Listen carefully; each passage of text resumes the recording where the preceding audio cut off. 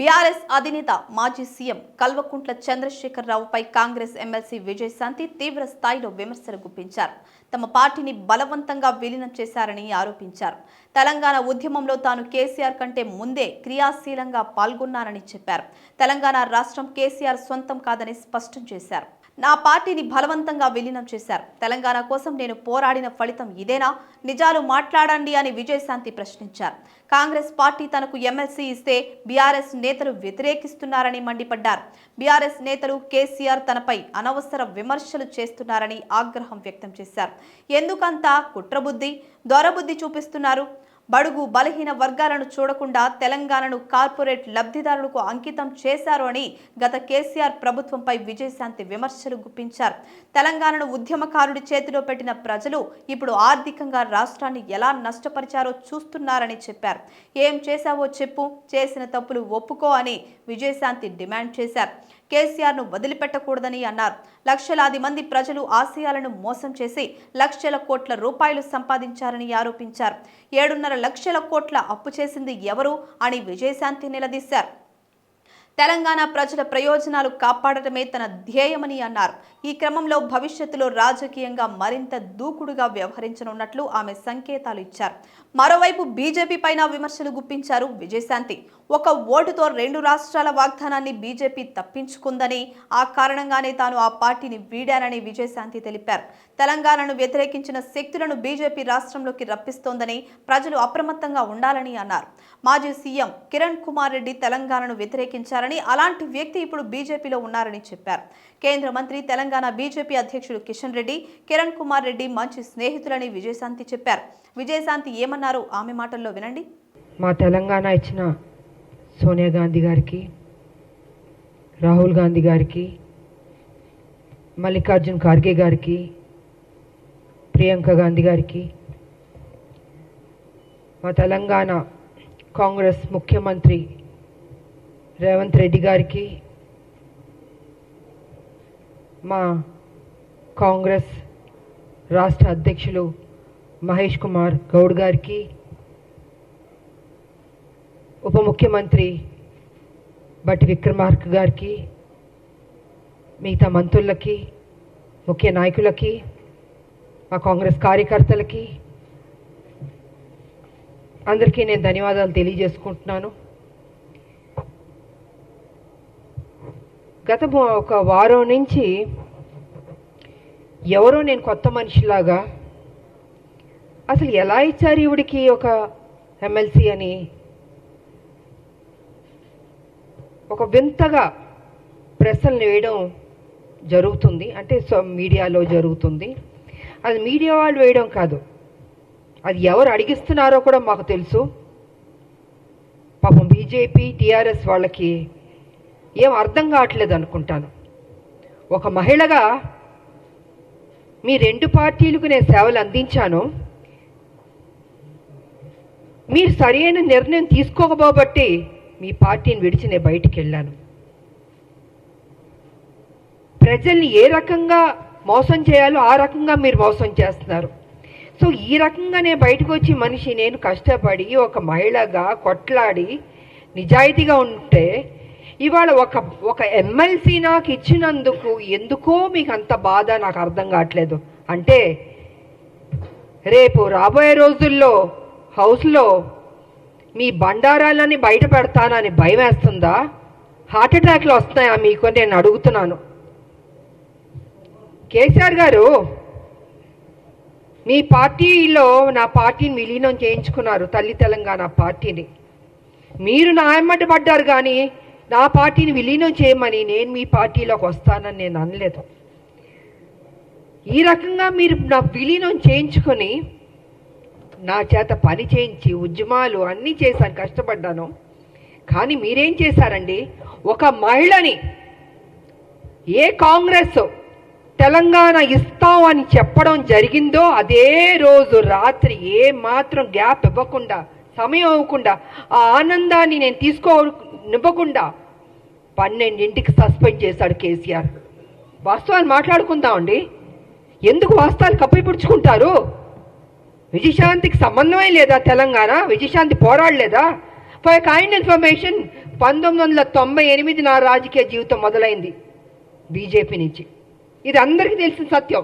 ఒక ఓటు 2 రాష్ట్రాలను బట్టే నేను వెళ్ళాను కానీ వాళ్ళు నిలబెట్టుకోలేదు. అందుకే బయటకు వచ్చి తల్లి తెలంగాణ పార్టీ నడిపించాను. నేను ఒక మహిళగా ఆల్మోస్ట్ 4.5 to 5 years నేను ఉద్యమాలు చేశాను.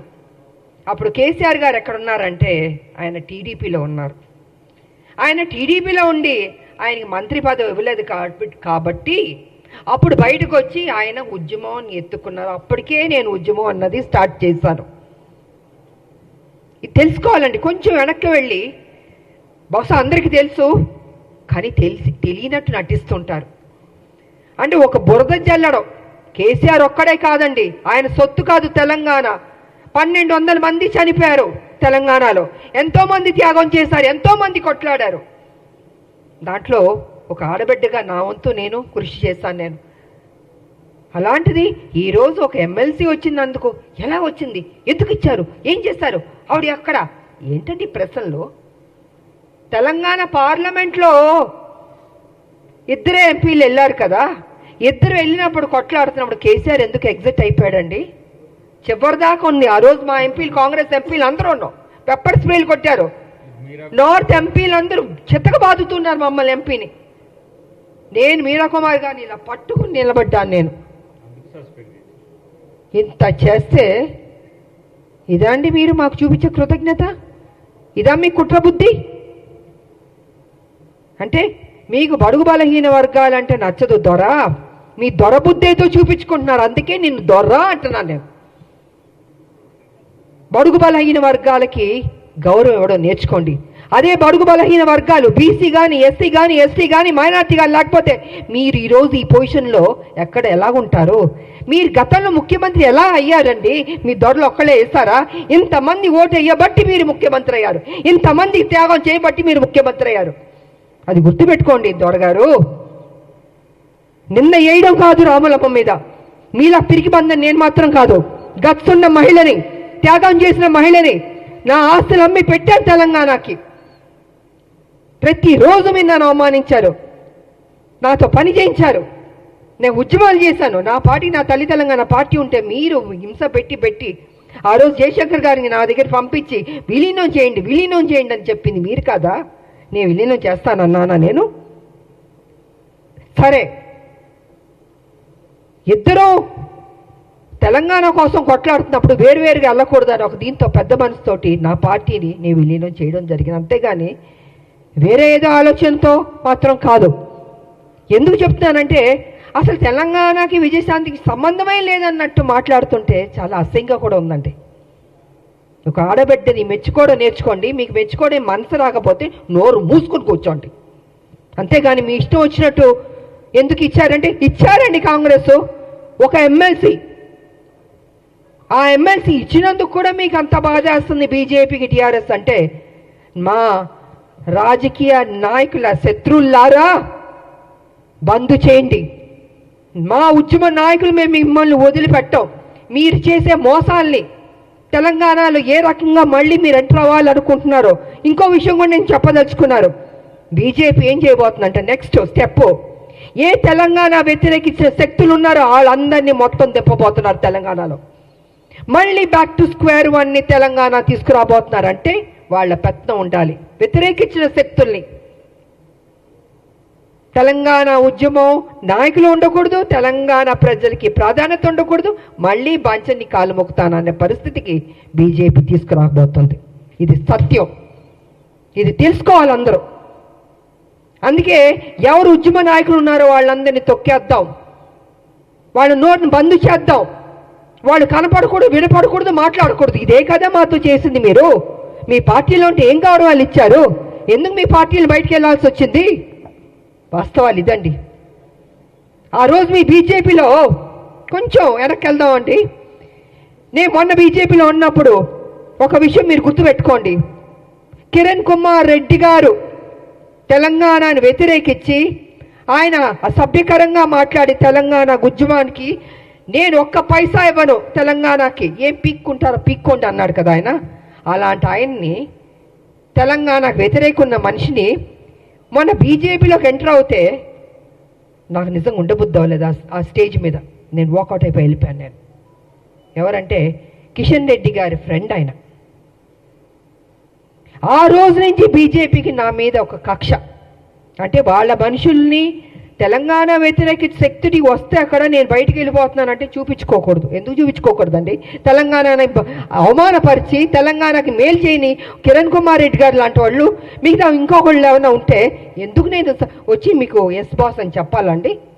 ఇలాగ అనేక కారణాలు ఉన్నాయండి. ఈ అనేక కారణాల వల్లే ఈరోజు విజయశాంతి మీద, రాములమ్మ మీద ఒక ఎమ్మెల్సీ ఇస్తే అయ్యో ఎందుకు ఇచ్చారు, ఎలా ఇచ్చారంటే పేపర్ వచ్చి ఇచ్చారండి.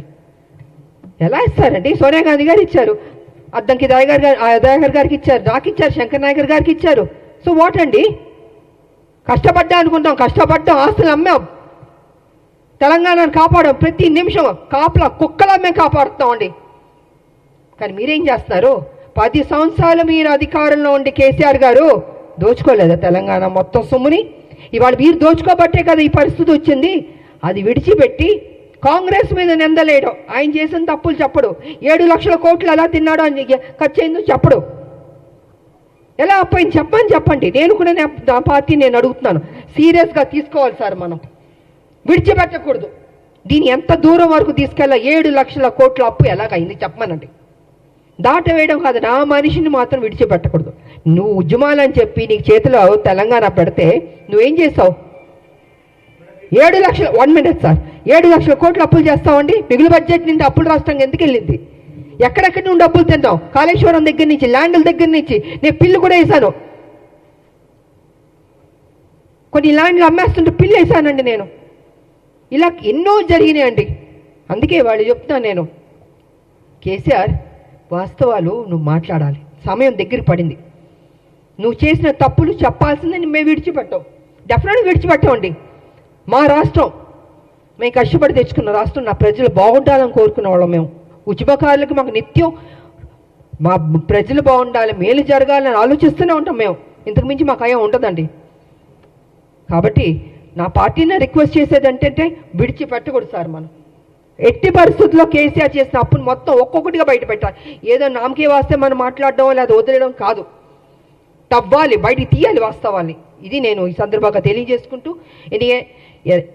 ఈరోజు మాకు ఎమ్మెల్సీ దాంట్లో మేము అడుగుపెట్టబోతున్నాం. కాబట్టి మాకు మరొకసారి మా హైకమాండ్కి నేను కృతజ్ఞతలు తెలియజేసుకుంటూ, రేపు హోలీ కాబట్టి అందరికీ హోలీ శుభాకాంక్షలు కూడా తెలియజేసుకుంటూ,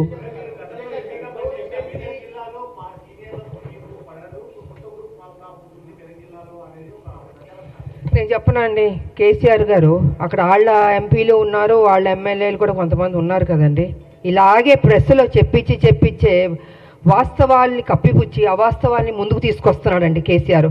నాకు అక్కడ ఉన్న వాళ్ళకి ఎవరు పడలేదని మీకు ఎవరు చెప్పారు? మేము చెప్పానా? లేదా అక్కడున్న మా కాంగ్రెస్ వాళ్ళు ఏమన్నా చెప్పారా? ఎవరు చెప్పలే కదండి. ఇప్పుడు ఎమ్మెల్సీ ఇచ్చినందుకు కూడా ఏంటి అని ఆయన కదా స్ప్రెడ్ చేస్తున్నాడు, ఆయన కదా ఈ రకంగా మాట్లాడుతున్నాడని మీకు తెలీదా అండి? మీ మీడియా సోదరులకు తెలీదా? నేనేం పని చేశానని 1998 నుంచి పనిచేసింది తెలీదా? 28 ఏళ్ళు ఎలాగా పనిచేశానండి, పార్లమెంట్లో కొట్లాడిని తెలీదా? ప్రజలకు తెలీదా? మనం నా నోరు మీరు మూయొచ్చు, మీ నోరు నేను మూయొచ్చు, కానీ ప్రజలు చూస్తున్నారు కదా, ప్రజలకు తెలీదా రాములమ్మ ఏ రకంగా కష్టపడిందని? వాట్ ఈస్ దిస్ అండి?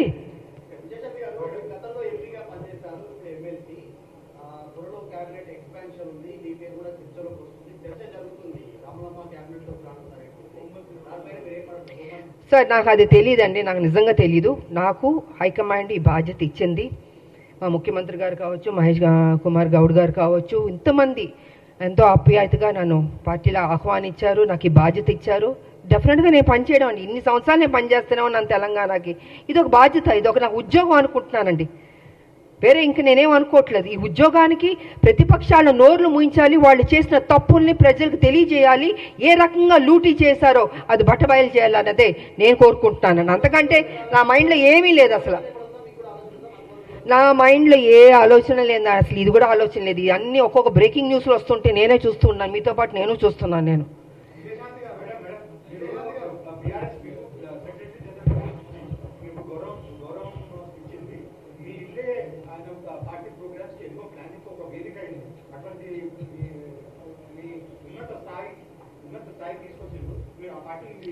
అదే సార్ మళ్ళీ మీరు అదే అంటున్నారండి. నేను ఎంతసేపు వాస్తవం చెప్పాను. నేను వదిలి రాలేదండి. కాంగ్రెస్ తెలంగాణ ఇస్తున్నాం అని చెప్పగానే అదే రోజు రాత్రి 12ంటికి నన్ను సస్పెండ్ చేశాడు. కారణమే లేదు. ఆయన అడగండి ఎందుకు చేస్తారు మీరు. రాములమ్మని కష్టపడింది కదా, బై ఎలక్షన్స్ కష్టపడింది, కొట్లాడింది. నీ పార్టీ డౌన్ అయిపోతుంటే మరి 2009 ముందు తీసుకుని చేర్చుకున్నావు కదా రాములమ్మని. నా సొంత పార్టీ ఉంది అప్పటికి. నువ్వు సభకు రాకపోయినా మీరా కుమార్ గారికి పార్లమెంట్ లో నువ్వు లేవు కదా, పారిపోయావు కదా హౌస్ నుంచి. మరి నేను కదండి ఉన్నాను చివరిదాకా బిల్లు పాస్ అయ్యే వరకు. మరి మాట్లాడండి మీరు మీడియా సోదరులు. నన్ను ప్రతిదీ అడుగుతుంటే నేనేం చెప్పనండి. మీకు వాస్తవం తెలుసా, నాకు తెలుసు. So please try to ask him అండి. 10వ చెల్లెలు కడుపులో పెట్టుకుంటాను, నెత్తి మీద పెట్టుకుంటాను, తీసి కాళ్ళలో పడేశాడు.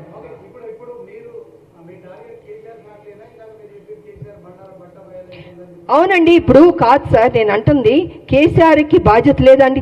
డబ్బు తిన్నాడు కదా, 1,00,000 కోట్లు. లక్ష లేని వాడు 1,00,000 కోట్లు తిన్నాడని గతంలో చెప్పాను. గత 6-7 సంవత్సరాల నుంచి 5 లక్షల కోట్లు అప్పుకి వెళ్తుందంటే 5 లక్షలు కాదు బాబో 7 లక్షలకి వెళ్ళింది. అడగండి అంటే ఇవాళ లెక్క తీస్తే 7 లక్షల కోట్లకి వెళ్ళిపోయింది అప్పు. మరి చెప్పాలా చెప్పకూడదండి? ఆయన చేసిన తప్పుని చెప్పకుండా ఎంతసేపు కాంగ్రెస్ను పుచ్చుకుని మీరు తప్పు చేస్తారు ఏం చేస్తావు? నువ్వు చేయబట్టి తప్పే కదా, నువ్వు చేయబట్టి అప్పే కదండి. ఇవాళ అవస్థ పడుతున్నారు. ప్రతి దానికి ఇబ్బంది అవుతుందండి. జీతాలు ఇవ్వనా ఇబ్బంది, స్కీమ్స్కి ఇవ్వాల డబ్బులు ఇవ్వాలన్న ఇబ్బంది, ఎన్ని ఇబ్బందులు ఉన్నాయండి. బికాస్ కేసీఆర్ వల్లది. నేను అదే చెప్తున్నా. ఒక్క నిమిషం సార్, అలాంటి వ్యక్తిని నువ్వు సమాధానం చెప్పాలి. విడిచిపెట్టవు. మీరు అసెంబ్లీకి ఎందుకు రావట్లేదండి? ఎందుకు రావట్లేదు నేను అడుగుతున్నాను. మీకు ఓటు వేశారు కదా, మిమ్మల్ని గెలిపించారు కదా, మీరు అపోజిషన్ లీడర్లో కూర్చోరా? అంత మీరేమైనా గొప్ప స్థాయి నుంచి వచ్చారా? మీరు కింద నుంచే కదా వచ్చారు. ఇప్పుడు ఈ డబ్బు ఈ కోట్లు అన్నీ ఎక్కడి నుంచి వచ్చిందండి? మా తెలంగాణ నీకు వేసిన భిక్షం కాదు, నువ్వు గుంజుకున్నావు, మోసం చేసావు. సో కాబట్టి నేనేమంటున్నానంటే నువ్వు రా, అసెంబ్లీకి రా, కూర్చో. నువ్వు తప్పు చేయలేదంటే చెప్పు. లెక్కలు ప్రతిది 1 by 1 లెక్కలు తీసి చెప్పాలి. నువ్వు పబ్లిక్ చెప్పాల్సిన బాధ్యత నీకుంది. ఉద్యమాలు చేసినవా అని చెప్పుకుంటున్నావు. పులి నోట్లో తలకాయ పెట్టాను, నేను ఒక్కడనే కష్టపడ్డాను. నువ్వు ఒక్కడే కష్టపడలే, అందరు కష్టపడబట్టే తెలంగాణ వచ్చింది. నువ్వు అందరినీ వాడుకున్నావు, అందరితో పని చేయించుకున్నావు, నువ్వు మహారాజులా ఎంజాయ్ చేస్తున్నావు. ఏమండి కాదండి, ఇన్ని సంవత్సరాల నుంచి మేము ప్రజల్లోనే ఉన్నామండి. కేసీఆర్ లాగా ఏసీ రూమ్లో పడుకోలేదు. కింద నుంచే మేము వచ్చాం, అరెస్టులు అయ్యాం, జైల్లో కూర్చున్నాం, ఆస్తులు అమ్మాం. ఆయనలాగా డబ్బు తిన్నింది కాదండి. మేము మా డబ్బు మేము కష్టపడి సంపాదించిన డబ్బు పెట్టామండి. ఎందుకు నా ప్రజలు అనుకున్నాను. నేను ప్రజల్ని ప్రేమించాను, కానీ కేసీఆర్ ఇప్పుడు ప్రజల్ని ప్రేమించలేదు. ప్రజల దగ్గర దోచుకుందాం, ఉద్యమం పేరు చెప్పి అనేది చేసుకున్నాడు. అదే జరిగింది. ఇవాళ నేను రాను, అయ్యో మా నాన్న రాడు అసెంబ్లీకి, ఎందుకు రాడంటున్నా నేను రా అంటే భయమా? అప్పుడు తప్పు చేసావనే కదా నువ్వు. అవునా కాదా చెప్పండి సీనియర్, అవునా కాదా? మీరు అడగాలి అన్న. మీరు అడగకపోతే ఎలాగా? సో అడగాలండి. ఎవరి కోసం? ఇప్పుడు అడ్డంకి టైగర్ కోసం, నా కోసం, లేకపోతే మహేష్ కుమార్ గౌడ్ గారి కోసం కాదు. అది ప్రజల దగ్గరికి వచ్చి నువ్వు సమాధానం చెప్పుకోవాల్సిన బాధ్యత నీకుంది. ద్వారా చెప్పకపోతే మేము విడిచిపెట్టాం. సో ఆ విధంగా మేము ప్రజల్లోకి వెళ్తామండి. మాకెందుకు భయం అండి? మేము తప్పు చేస్తే భయపడాలి? వెళ్తాం డెఫినెట్గా. మా పార్టీ ఏం చేస్తుందో ఏం చేయబోతుందో కూడా చెప్తాను. Anyway thank you. మీ అందరికీ హోలీ శుభాకాంక్షలు. Please subscribe to the channel and download the Politicos app from the links in the description.